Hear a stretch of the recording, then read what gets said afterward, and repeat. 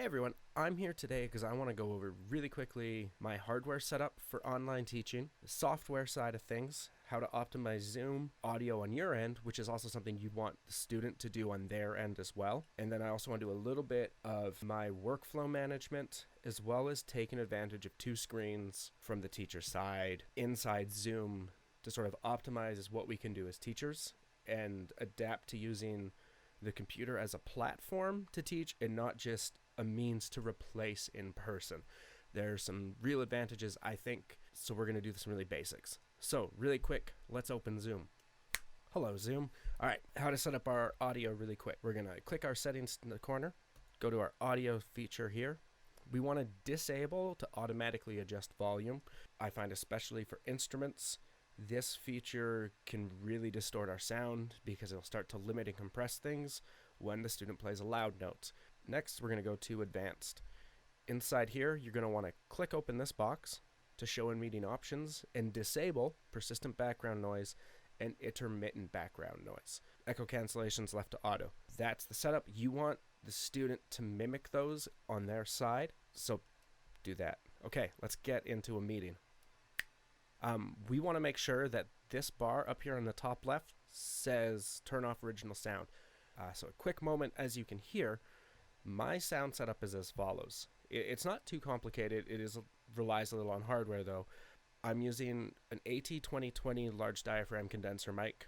It's a super entry basic mic. It's sort of my home studio workhorse. It sounds good enough. I'm running that into a Scarlett 18i20 interface. You wouldn't need something that big. I need that many channels for live performance. And then all of it's being managed in a mixer. So this is what it sounds like speaking and playing.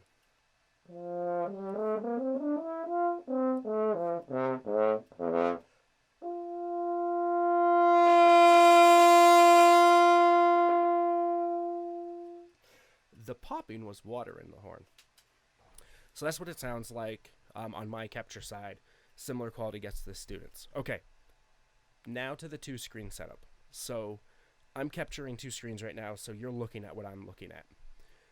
The screen with the big M on it. Why there's no video is because it's currently being captured by OBS. Why you see me down here waving at you. In a normal lesson, they would be seeing me, I would be seeing them. When I go into Zoom, I maximize my window. I don't full screen because that gives me the option to still easily access my taskbar in case I need to pop something up. The other screen that says French horn lip slurs on it, that's the screen that I put all of my music on and all of the tools I'm going to use when working with the student, whether they're movies, pictures, whatever. I'm just going to go through two tools today I like to use and then a way to implement them. In that window, I always make sure I have the music the student's working on, and it's either because I've collected it myself, I've given them the music, or I get them to send it in advance. Preparation is key. Let's say we're working with our student and we say, all right, we want to introduce a new exercise, this French horn lip slurs, or we want to work on it. We come down here to share screen, give it a click, and we say we want to share screen 2. There we go. So what we see now is that screen now has a green bordered box around it. That means that is what the student currently sees. And I'm going to say it one more time. Remember, they will see everything in that window. Make sure what's there needs to be there and things that don't need to be there. Why I like to do this, let's say you're a student right now and I say, all right, student of mine, let's work on number 9. And the student goes, I can't find number 9. We can just highlight it. Just look, I'm highlighting it right there. Let's play number 9. It's a nice little way to be able to guide the eye where usually we'd reach over and like point at it. Now we can do this, right? We can go, hey, it's right there.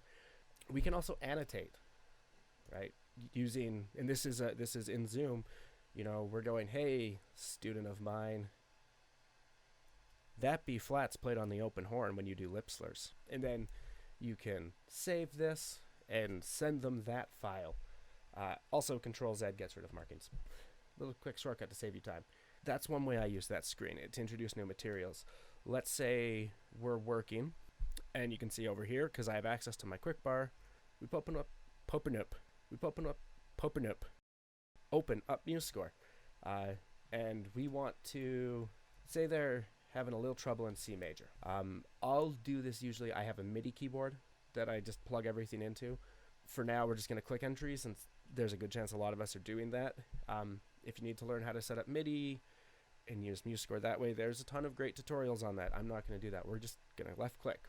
We go, all right, I want quarter notes. And we want to do our exercise this way because that's what we're working on. And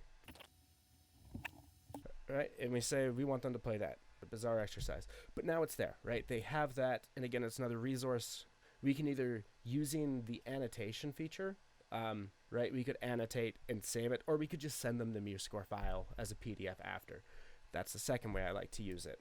The benefit to the second screen setup, if we go back to our PDF, over here, it allows us to kind of queue up the lesson, right? So the student I was working with after this actually is, we're working on these lip slurs, as well as we're starting to look at these stamp scales. So I have it right here. It's quick and easy. So again, like I said, preparation is great. You can star files. If you know you always need one file, just star it. You can queue it up right away. The one note I want to make is, when we teach online, the act of us searching for things or trying to find resources is amplified. There's the built-in delay of the camera, the students just staring at you. Right? They're staring at you, fumble your way through a computer, and it's horrible. So don't do it. Queue things up, have it ready. Just do that little bit of preparation, and it goes a long way. This is just a little insight into how I, at a very basic level, every single lesson, take advantage of the PC as a platform and using two monitors.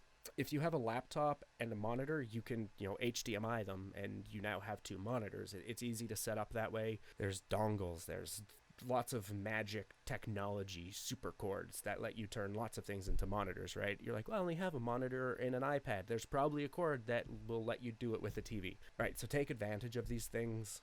It can make us so much more resourceful and effective as teachers. It can also amplify us stumbling and tripping, and then they record it and it's there forever and ever. So yeah, I hope this helps someone. If not, it gave me, a solid 8 minutes to kill self-isolation with.